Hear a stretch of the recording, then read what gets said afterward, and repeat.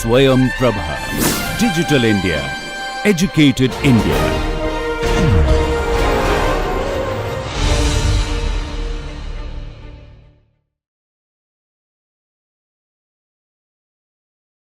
So, hello everyone. So, in the last session we have discussed the UV exposure measurement units. What are the different units by which we can express the UV exposure in a particular place. So, these were the UV index, where it varies from 0 to 11, even more. So, that is there we expressed, and 11 and more than 11, it is extremely risky, very high exposure and very high intensity there. Another is minimal erythemal doses, that we have also discussed, and the third one was, that is the intensity of irradiance. So, that is the what is the power of UV radiation per unit area. That smaller wavelength UV has got very high that the energy. Now, let us understand the protection standards.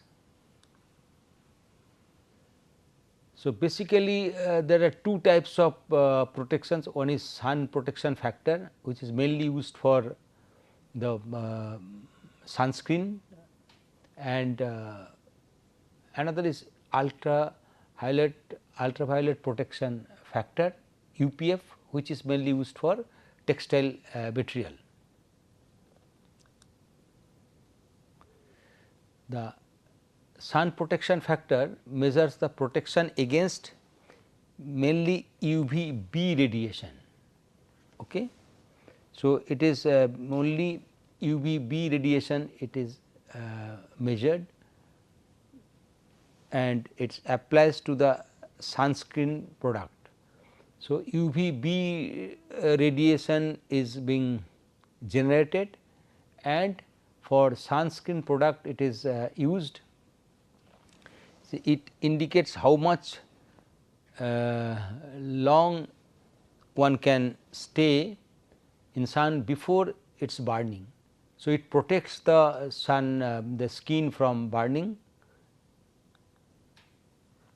and ultraviolet protection factor, UPF, measures the protection against both UVA and UVB. So, in sun protection factor only UVB is taken into consideration, but whereas for textile material, for fabric material, so it is basically UVA, so UVA and UVB radiations are considered. So, this is applied to the fabric and other material also. It indicates what factor of UV rays penetrates in the material that we have already discussed.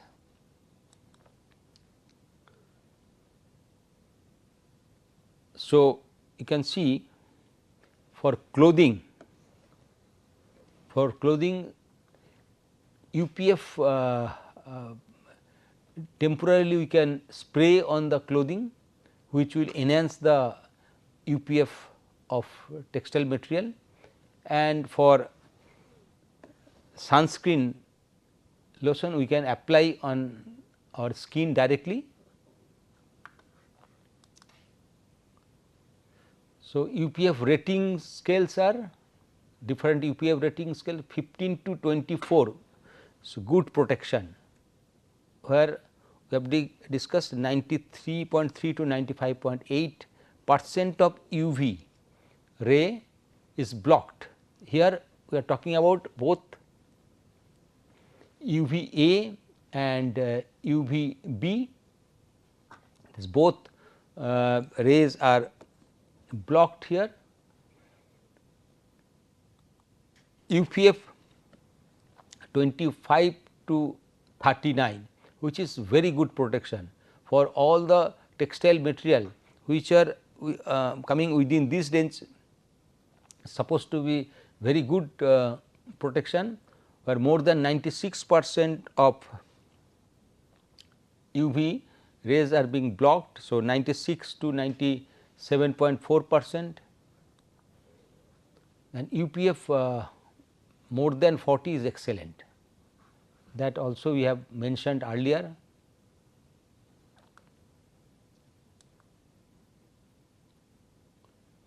Now, what are the fiber sciences for UV protection? So, the fiber science through the fiber chemistry or polymer chemistry, we can little bit control the UV ray penetration, or we can control the UV absorption.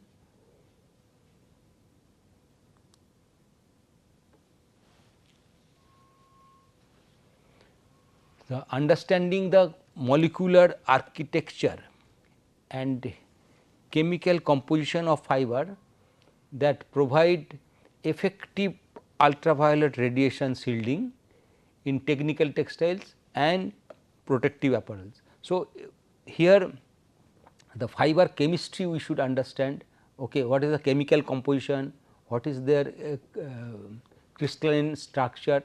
If we understand, so that we can control the UV protection of fabric. So, we can select fiber accordingly.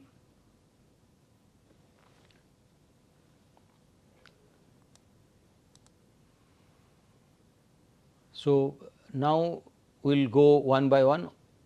First, we will see the fiber chemistry. What are the different types of fiber? What will be the fiber chemistry that will control the UV protection? Let us try to understand.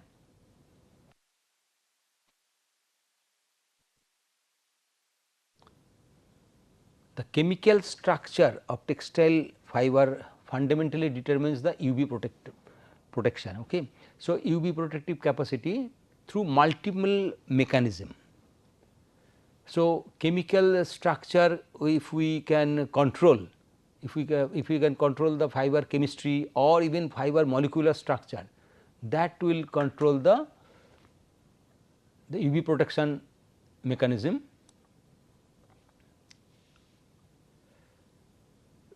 Suppose a polymer with a chromophoric group within its chain, that will absorb the UV wavelength. So, whatever wavelength is coming particularly for UV A and B, those wavelengths will be little bit longer wavelength. Those wavelength are actually absorbed by the presence of chromophoric group in the polymer chain. And with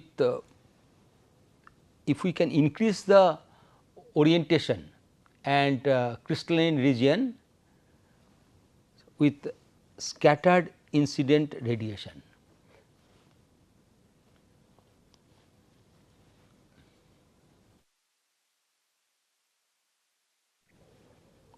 So, if we orient the molecules properly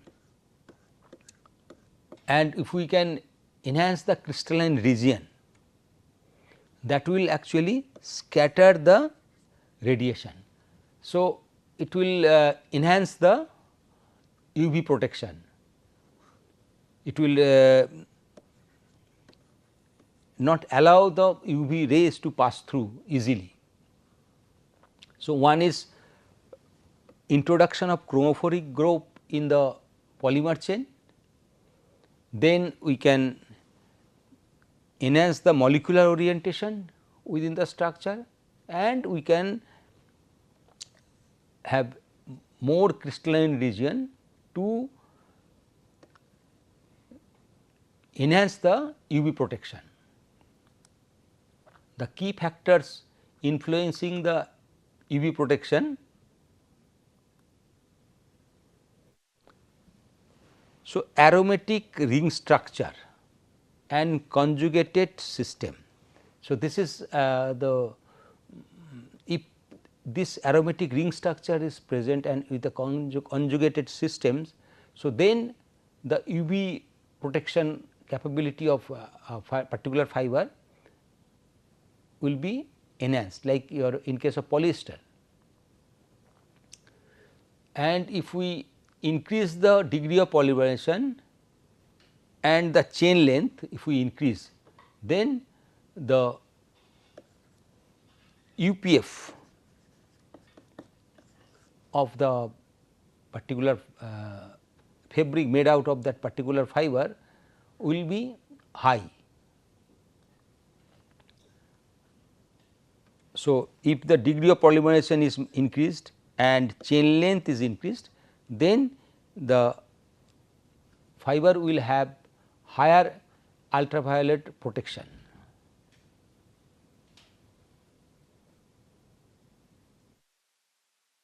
So, presence of heteroatom like nitrogen, oxygen, that will enhance the UPF. So, as we have seen that like oxygen also, if it is there, that in the air the oxygen which helps in absorbing UV ray, and crystalline versus amorphous phase ratio. So, higher crystallinity, if it increases the crystalline percent, then the its UV absorbing capacity will increase by actually by scattering the light radiation. It will reflect the UV ray.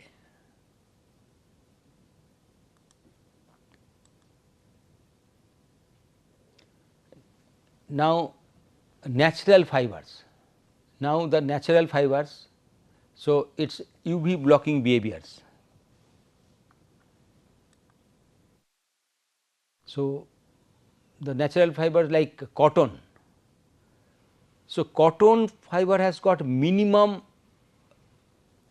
UPF value that it absorbs or reflects the ultraviolet ray with a lowest amount. So, it has got minimal, due to the minimal aromatic content, provides a very low UPF. So, 5 to 10 in the untreated state.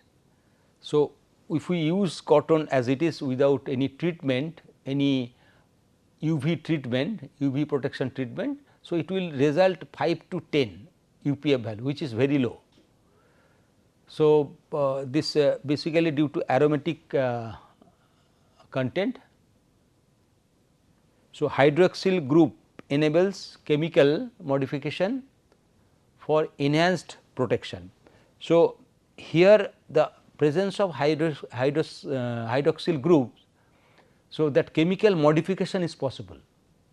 So, to enhance the UV protection, so we can do the chemical modification through the hydroxyl group present in the cotton structure. So, in the there is a cellulosic structure that is possible. Now, next fiber is wool, natural fiber. So, here the wool contains it is basically made of keratin protein with a crystalline linkage and aromatic amino acid. So, it has got aromatic amino acid and keratin protein. So, that is why it is a due to all these two, the crystalline linkage and aromatic amino acid is there. Due to these two, it offers superior natural UV absorption, and with the wool fiber one can achieve UPF between 20 to 50. So, it due to this crystalline linkage, basically keratin protein with crystalline linkage and aromatic acids, so amino acids, so aromatic amino acids. So, it generates very high UPF above 20. Silk, it has actually got two types of protein, it is sericin and fibroin. So, after removal of sericin, so the fibroin protein structure with tyrosine residue provides moderate UV protection. So, silk has got moderate protection, so 10 to 20. So, among the natural fibers, cotton has least UV protection, followed by silk, and wool has very good UV protection behavior. Now, the regenerated cellulose fibers, if you see the viscose or modal. So, main problem with the regenerated cellulose fiber is the crystallinity is lower than cotton. So, due to lower crystallinity, the UPF value is very low, 3 to 8. So, the xanthation process reduces inherent UV protection of cellulose fiber. So, native cellulose has got relatively higher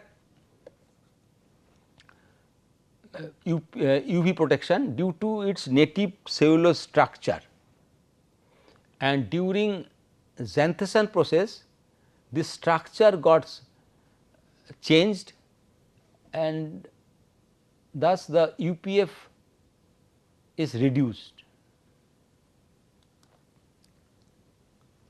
Lyocell, it direct dissolution spinning process, okay, that preserve high molecular order. So, it is the process of viscose manufacturing and lyocell manufacturing are a little bit different. So, this is direct dissolution spinning which preserves the high molecular order, okay, like native cellulose. So, yielding marginally improved UV protection as compared to viscose or modal. So, here UPF around 8 to 12 relative to viscose process. So, lyocell due to this modified spinning process, its strength is also higher. So, lyocell due to its different spinning process than viscose, it creates the UV protection higher than the viscose or modal.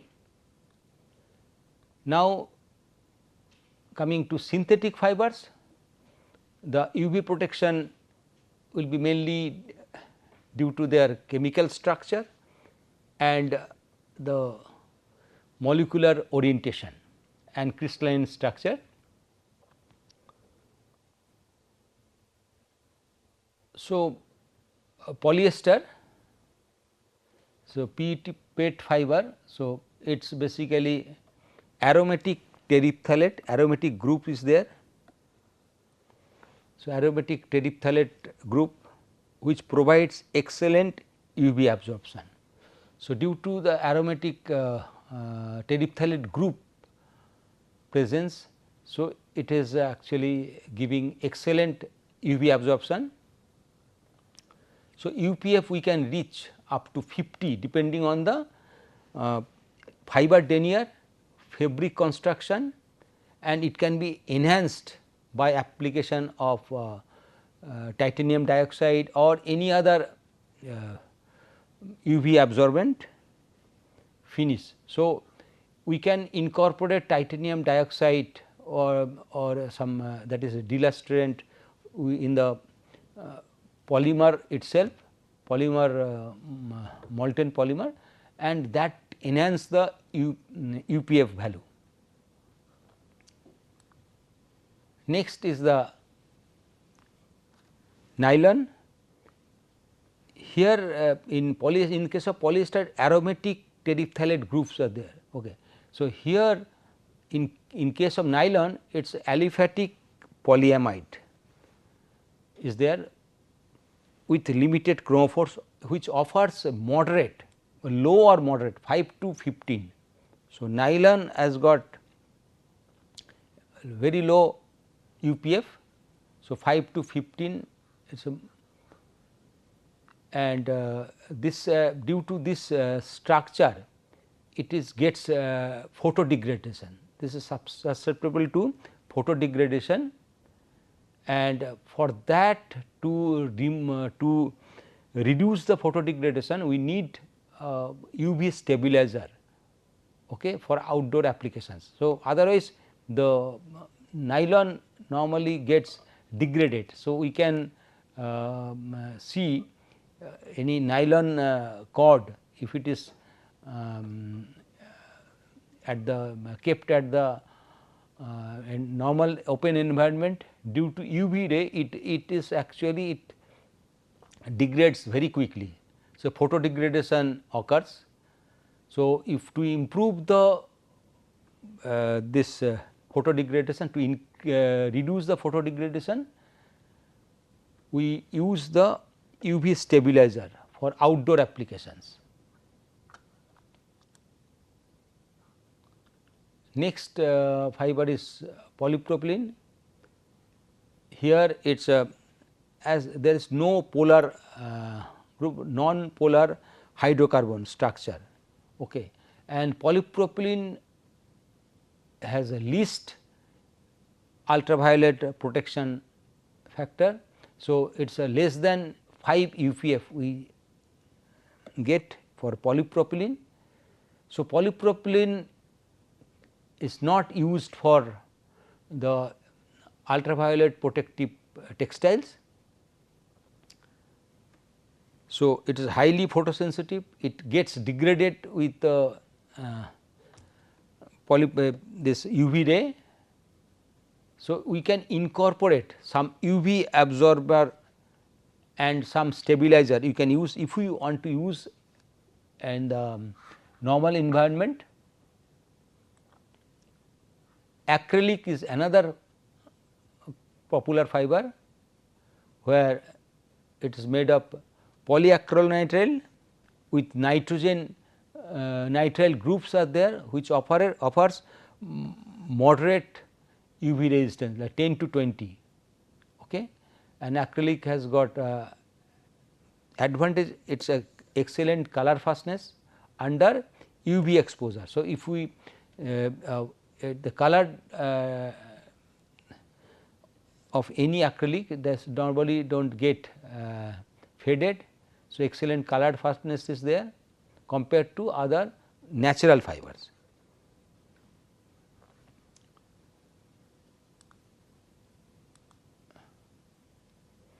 Now, there are different types of high performance fibers. So, high performance fibers are also used for UV protection. So, that is carbon fiber is used. So,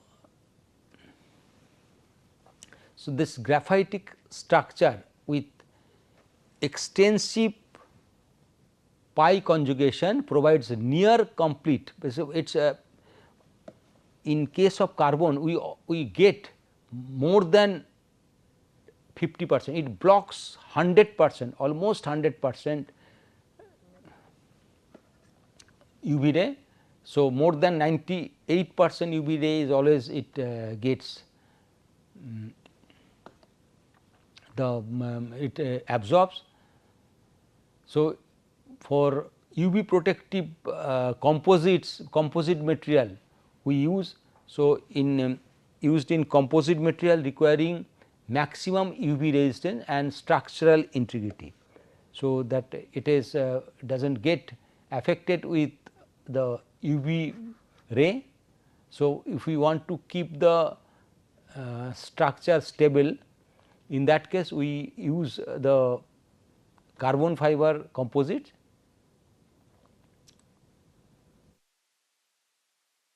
Next high performance fiber is aramid fiber. So, aramid are two types, para-aramid, for example, Kevlar by DuPont, and meta-aramid also from DuPont, Nomex is there. So, apart from this there are other aramid fibers available from the other sources. This features aromatic polyamide backbones. Okay. So, due to the aromatic polyamide backbone with exceptional UV absorption. So, this is the aromatic polyamide backbone is actually it can absorb 100% UV. So, that UPF is very good, maybe 100. So, with in tightly woven structure, though it is susceptible to long run photo degradation. So, it is actually it can get affected for after long exposure with UV. So, that it may have some photo degradation, the fiber may get damaged or strength reduction may be there. And next fiber is ultra high molecular weight polyethylene, like Spectra, Dyneema, these are the fibers. This offers minimal inherent UPF. So, as it is a polyethylene chain is there, so it has minimum UV protection. So, to prevent the fibers from damaging by the UV ray, so it requires UV stabilizer, okay, and or the protective coating for outdoor application for long run. So, despite outstanding property, it has got very good mechanical property, but it gets affected easily by the UV ray, okay. And that is why we need to add UV stabilizer or protective coating to prevent the fiber from damaged by UV ray.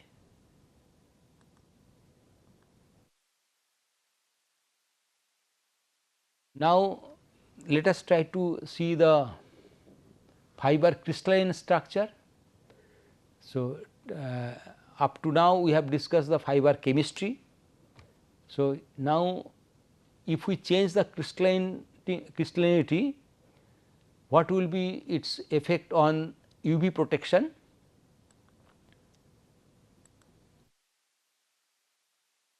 The crystalline regions within the fiber microstructure significantly influence the UV transmission through enhanced light scattering at crystalline amorphous interface. So, it actually enhance the scattering, okay. The key mechanism is there, the refractive index discontinued at phase boundaries like crystalline phase to amorphous phase. So, that boundary increase scattering efficiency. So, that discontinuity is there, crystalline phase and amorphous phase. This discontinuity at phase boundaries increase the scattering efficiency. Higher crystallinity correlates with reduced UV transmittance. So, if we increase the crystallinity, the UV transmittance may be improved, it will reduce by 5 to 15%.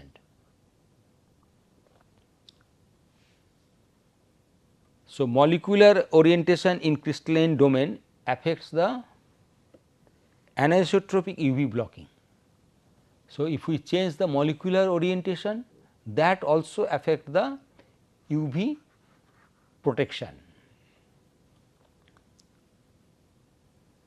and heat setting and drying can optimize the crystalline structure for enhanced protection.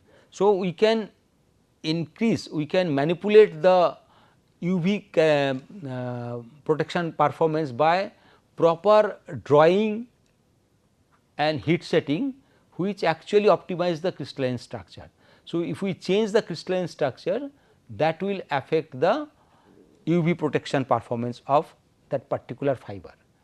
So, we can engineer the fiber accordingly.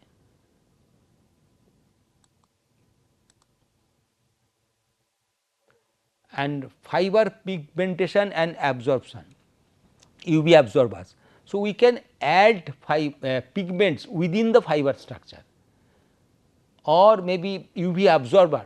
So, UV inherently UV resistant fiber we can create by incorporating pigment or UV absorbers within the fabric fiber structure. Suppose in the polymer, molten polymer, we can add this UV absorber or pigments.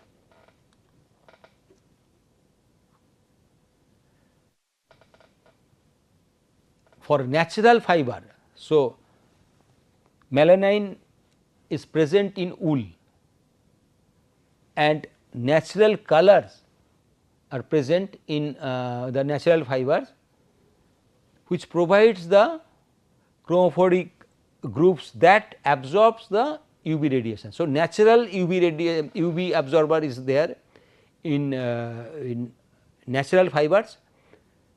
So, that melanin in wool and in case of say cotton, some yellowish color is there, natural color is there. So, that is natural colorant, in that the chromophoric groups are there. So, that absorbs the UV radiation, and dark pigmented fibers demonstrate 20 to 40% higher UPF, like dark natural fibers like your this flax, okay, jute, they have higher UPF than cotton.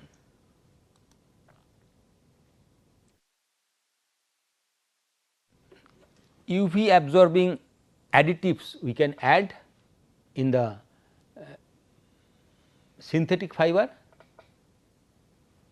So, benzotriazole, okay, or benzophenols, these are the additives, and triazines incorporated during the spinning. So, this type of additives are incorporated during the spinning of synthetic fiber. This acts as molecular UV filter. This molecular UV filter, these additives they are acting as the UV filter. So, they absorb the UV ray and converting this absorbed energy to harmless heat through non-radiative decay. So, this they actually absorbs this UV ray and generates heat, which is not that harmful, and that due to by radiation, non-radiative decay, that means the radiation it stopped and it is absorbs radiation, but it is getting heated, and through conduction and convection the heat is released. So, we actually the wave energy is converted to the heat energy, and heat is getting released.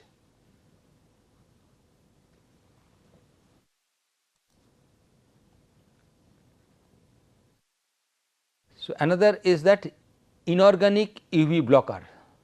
So, one is the UV absorber, and now it is inorganic, these are the organic components. Now, there are some inorganic UV blockers like titanium dioxide, as we have already mentioned that during the it also acts as a delustrant.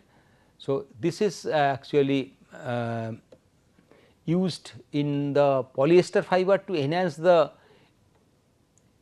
UV protection UPF value, higher UPF value, and also this titanium dioxide or zinc oxide nanoparticles, this provide broad spectrum of UV protection through both absorption and scattering mechanism. So, if we use this titanium dioxide or zinc oxide in any coating, in that case we or any treatment, okay, padding through padding and through coating treatment. So, in that case we can achieve the UPF more than 50. This titanium dioxide and zinc oxide acts as the UV blocker.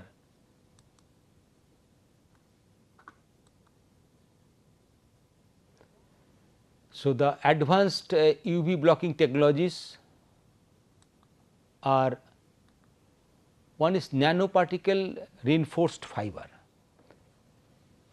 So, this titanium dioxide, zinc oxide or silicon dioxide, this nanoparticles are typical size of 20 to 100 nanometer. So, these are distributed during the with the polymer matrix, and during the spinning process this nanoparticles are mixed, they are distributed within the polymer matrix and which enhance the UV blocking. So, nanoparticles are used. So, maintains fiber transparency and mechanical properties. So, if we use the normal TiO2, then it will act as a delastrant. If we use the in the form of nanoparticle, fiber transparency will be maintained and it will enhance the mechanical properties to some extent. So, the mechanical property, at least it will not be deteriorated as we are using the nanoparticle, and if we achieve, if we use 1 to 5% nanoparticle by weight. So, we can achieve UPF more than 50. So, this advanced technology we can use for enhanced UPF.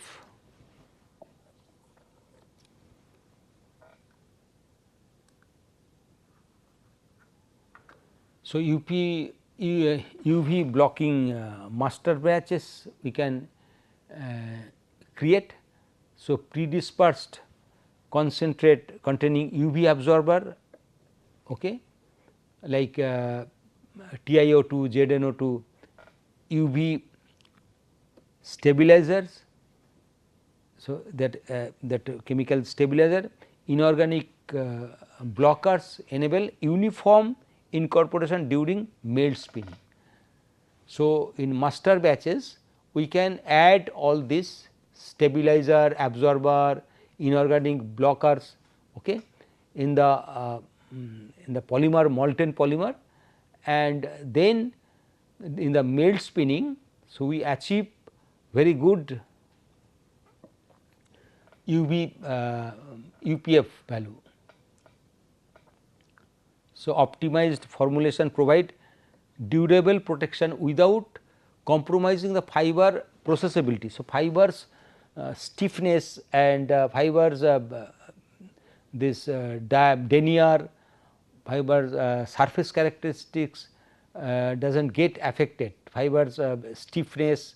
So, bending rigidity, all these things are maintained, and also color consistency, because these particles, nanoparticles are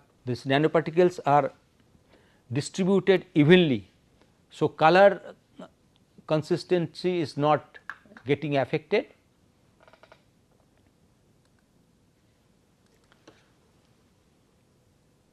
So, what we have understood till now, we have to have gained.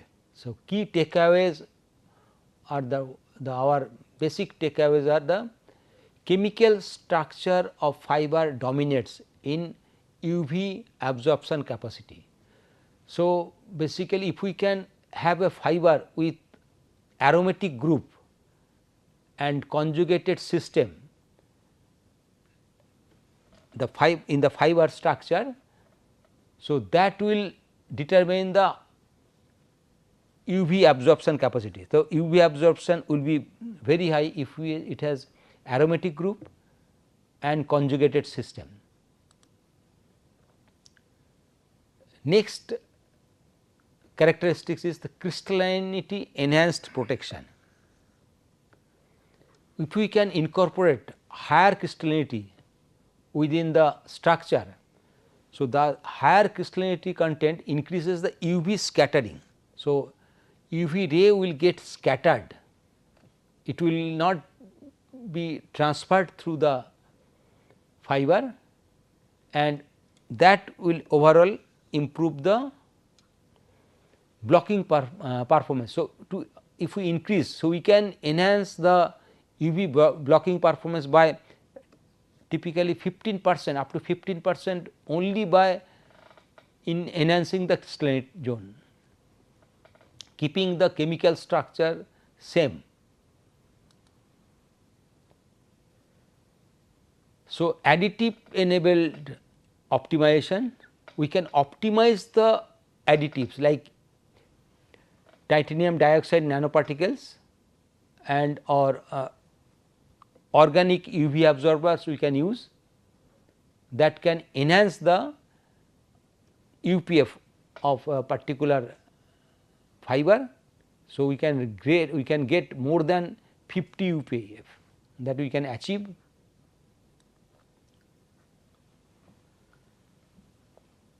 And proper fiber selection is important. So, we can have very good fiber with very high UV absorbance, inherent UV protection is there, but at the same time we need mechanical characteristics. We have to consider the cost and induced performance criteria.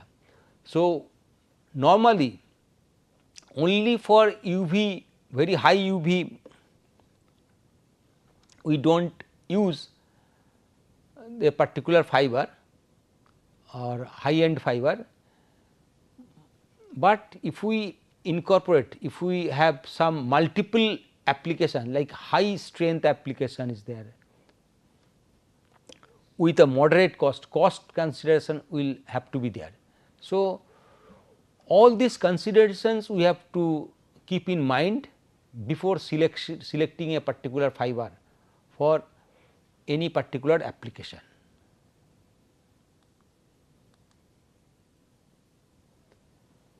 Now, we will discuss the fabric structure and the UV transmission through the fabric. So, there are different types of fabric structures are there, and as we know the fabric structure which can create higher thread density, that will result very high UPF. Now, try to say, so the exploring the intricate relationship between the fabric architecture and ultraviolet radiation control across the oven, knitted and non-oven structure is very important. So, this in the later stage we will discuss with the experimental data, with the research data we will discuss how the fabric structure, particularly for oven fabric structure, the UPF can be changed. So, that we will discuss later.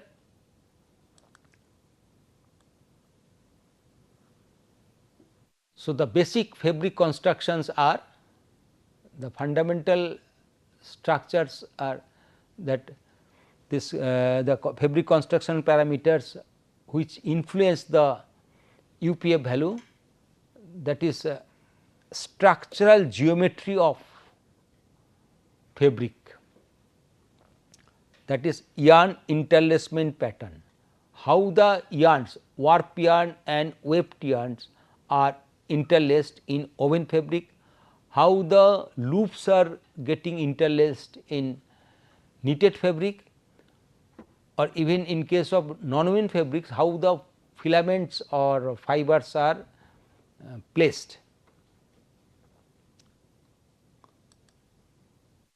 So, material density.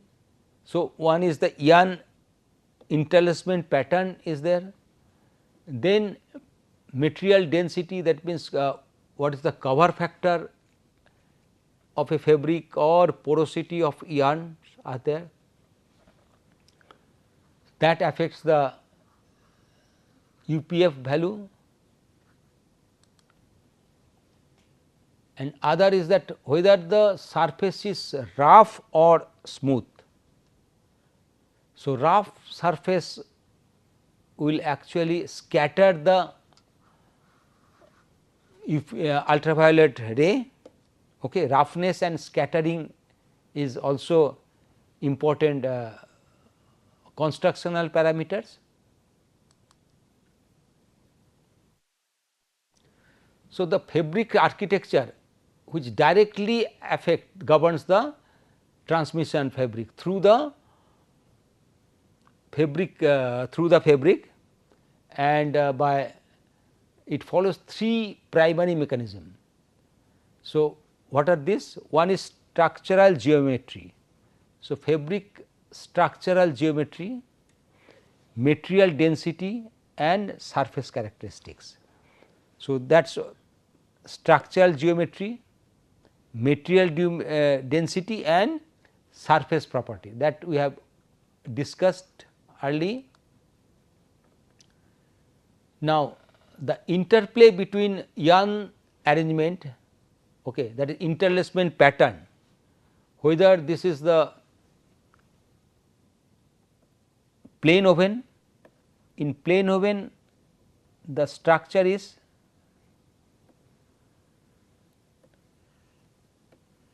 one up one down type. This is a plain woven structure where number of interlacements are very high. Say in case of twill, the interlacement points are comparatively lower. The interplay between, so in case of twill the interlacement points are lower. So, the interplay between the yarn arrangement, how the yarns are arranged in case of say woven structure or knitted structure. So, how are they arranged? Interlacement patterns like one up one down in this case of plain woven fabric, say like 3 up 2 down or 3 up 1 down. So, in case of twill woven fabric, so interlacement pattern, void space created distinct optical pathway. So, that means in case of plain woven fabric we can see the void space are created in between this, this is the structure. So, the void space will be created differently than the twill. So, that creates a distinct optical pathway. So, that depending on this void space the UV ray can pass through, that either block or permit ultraviolet ray. So, that whatever the void space is there, through that the UV ray will transmit.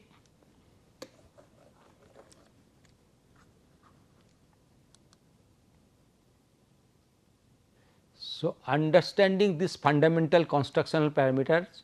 So, if we can understand, so that enables precise control of fabric structure with controlled UV protection factor.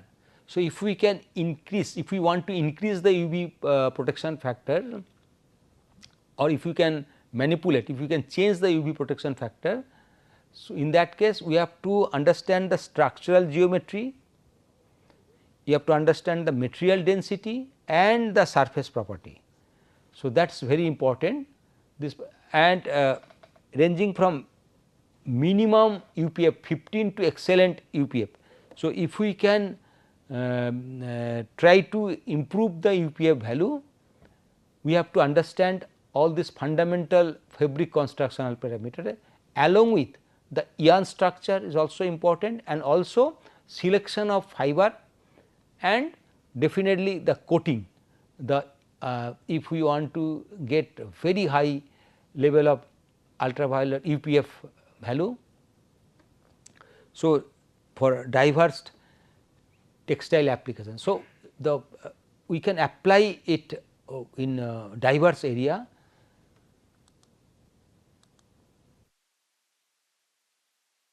Now, we will try to understand the different fabric structures. So, woven fabric architectures are, these are different types of woven fabrics available, different weave patterns are there.